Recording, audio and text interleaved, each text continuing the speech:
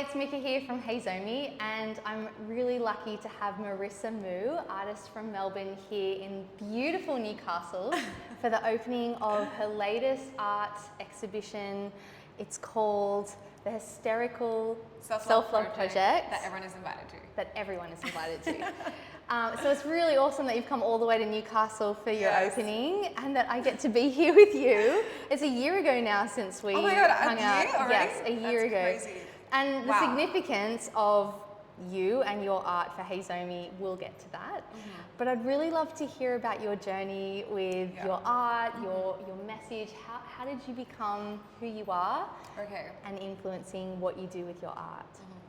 I guess, like, foremost, a lot of people don't know the narrative behind how I became an artist, and I think that that's the biggest kind of catalyst in my life that got me to where I am now, to be painting these liberated little femme figures, and it actually begins with my mum. So my mum actually was an artist, and she unfortunately passed away when I was 19, and so for me it was like a real big journey through my 20s where I was just trying to find my voice, find my way, and it was really hard because I was always a creative person, but my mother was a painter, and so for me, I felt this massive fear to paint because the pressure I had put on myself was so high, because I thought that whatever I did wasn't going to be good enough for her, which is like a really heavy narrative to put on yourself when you're so young, but that was what I actually felt. And then it wasn't until, like, I guess I had an opportunity arise to do a show, and I thought, wouldn't it be amazing to paint something? And it was the first time for me to paint in years. And I remember sitting out in the backyard, freaking out because I hadn't painted in so long. And I had my mum's paints with me, and for whatever happened that morning, I felt her, and I felt her voice kind of come behind my neck and was like, Marisa, today's the day you try. And I just like, I just like was shaking as I was like holding the brush, because I actually didn't know what I was gonna paint. And whatever came over me, I started painting these liberated naked women dancing, you know, and I just started crying and laughing at the same time, because I felt so much relief in that moment, but also happiness. And I guess the biggest realization I had in that moment was, it wasn't what I was painting, it was the fact that I was painting, you know. And I think for me, the message of my mom channels through all these femme figures that I paint now. You know, I'm honoring her, I'm honoring the femme within us all. And a lot of the work that I do, it's interesting now because, like, I see so clearly, like, I'm a queer woman of color, so the more happier naked women around me, the happier I am, right? But it's just, I think at the end of the day, coming down to the whole space of, like, visibility and giving, you know, the agency to women to lean into that candidness and beauty that comes with dancing around naked in your underwear, you know, just leaning into yourself. Yeah. It's beautiful. It's so beautiful. Yeah, that's really why cool. I paint all these little women. It's so cool. And I had a question around, you mentioned these femme figures and the freedom in that. What is your definition of, like, femme power, these femme figures? How do you describe those qualities of a femme figure? I think that it's all really interconnected, foremost. Like, I'm, like, quite a spiritual person, and I feel like a lot of it is just in alignment with who you feel you're best as, you know? And for me, I'm an exhibitionist, you know, I'm very loud, I can be very free. I am free, I feel I am free, but also very colorful, you know? And so I think that when you see those little characters that I paint, I really honor them as individuals, and it's really beautiful in moments like this that you'll see later, or like when I do exhibitions or shows, when people come and there's that energy where you suddenly are attracted to these little characters, and you make those connections with, like, that's me on a Monday night, you know what I mean? Or that's like my alter ego. And I think that that's a really beautiful kind of energy that we can do as humans, that interchangeable energy that we have, with a sense of, like, acknowledgement or recognition of who maybe elements of who they are here.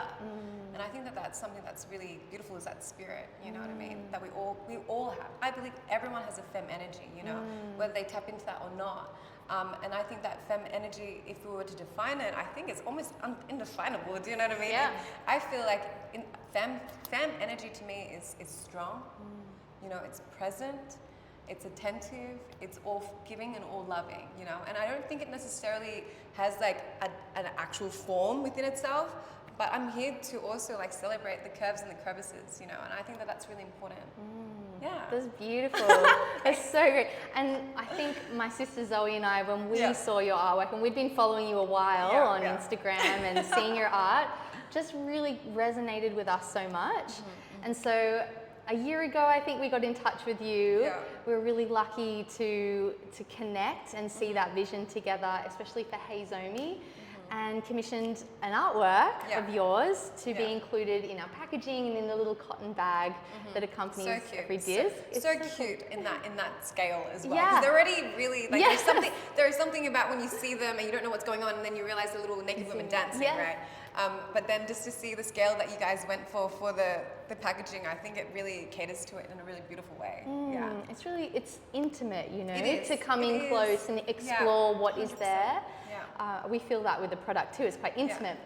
Which moves on to questions. So we just kind of met after a year. You're here in Newcastle, and you arrive after, like, your train's cancelled. There's obviously, we're in Australia, there's a bushfire happening. You get here and you say, Mika, have you got my disc? Because I just got my bleed. Literally. So I'm bleeding. Yes. Can you believe it? I'm bleeding. Yes. I think it's meant to be.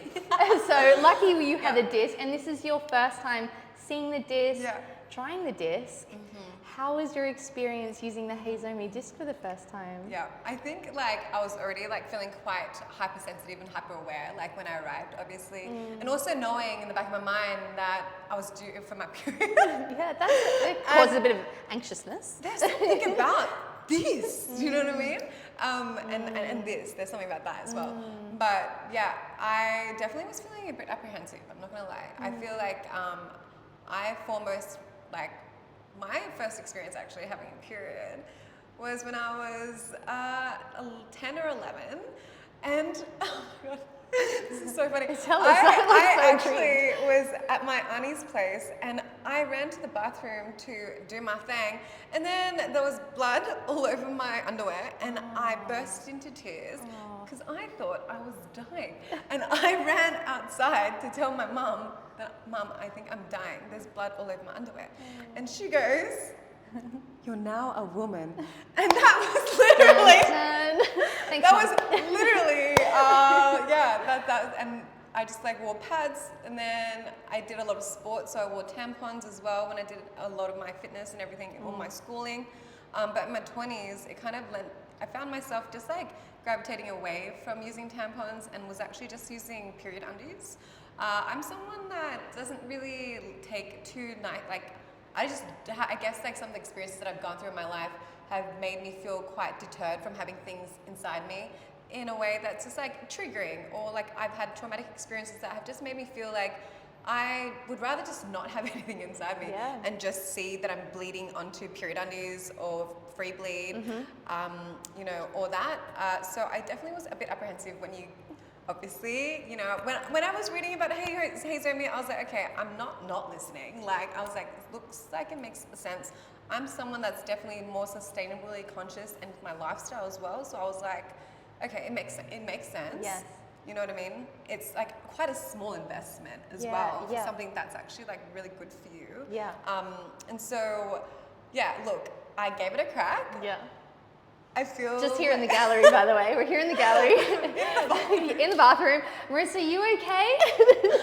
I just like, honestly, I was like squatting down, reading the instructions, you know, out loud. Like, okay, so now, yeah. And for me to center myself, I felt like it was really important for myself. It's like, I need to take a breath with you. Yeah, 100%. And it was actually totally fine. It was actually totally, you know what I mean? Like, non-event. Yeah, I think that when you said to me, just like, have you used a tampon before? It's like, yes, I have. And it's like, okay, cool. Well, then why would it be any different from that? Do you know what I mean? If anything, it would probably be easier. And so I think for me, the thing that made me feel most relieved, I guess, about was that there was the pulley thing. Like, you know what I mean? Like, I think that gave me some sense of comfort that this guy was going to come out. Yeah, it's not going to get lost in there. There's little handles. Yeah. And I think that made all the difference. Oh, cool. For me mentally, to just be like, just push it all the way in. It's all good. And honestly, I feel like, yeah, I could probably Yeah, do anything now. I feel like I could do anything now. I actually, because when I first came out, I said to you, I feel like I'm hypersensitive because I feel like I can feel something, or if it's just in my head. Yeah, overthinking it. But really now it's normal. just like, if I was to, I could probably go skating, I could go swimming right now, and it honestly wouldn't be a thing. No. You would actually just forget about it. Isn't that cool? Which is actually really nice. Yeah, cool. Yeah, because I guess we've all probably been in moments before where we've even used like tampons or like pads and stuff, and then when you're out in the heat, in 35-degree heat, it's something that it's not a marriage in heaven. No. No. But it's just like I actually feel good. Cool. Which is great. Oh, I'm really happy. Yeah, I don't feel, do you know what I mean? Like I don't feel heavy or like a bit gross or, you know. Yeah. And it must have been a nice surprise to let go of the anxiety or the intrusion feeling. 100%. And that comes with practice. And, you know, maybe we can tap in with you another time and hear how your journey goes with the disc as well. Yeah, well, if this is my first time, we're off to a good start. Oh, so on opening night of your latest exhibition. So great. Well, thanks for doing that for us. Of course. It's so great. Thank you for having us here in Leader Gallery with you and interviewing and hearing your message. Yeah. So inspiring, and your work is beautiful. So thank you. I honestly felt like as soon as I knew that this was locked in for Newcastle, I was like, oh my God, Mika is based in Newcastle. So perfect. Yeah, perfect alignment. Yes. Oh, thanks, Marisa. Oh, you're welcome. Yay.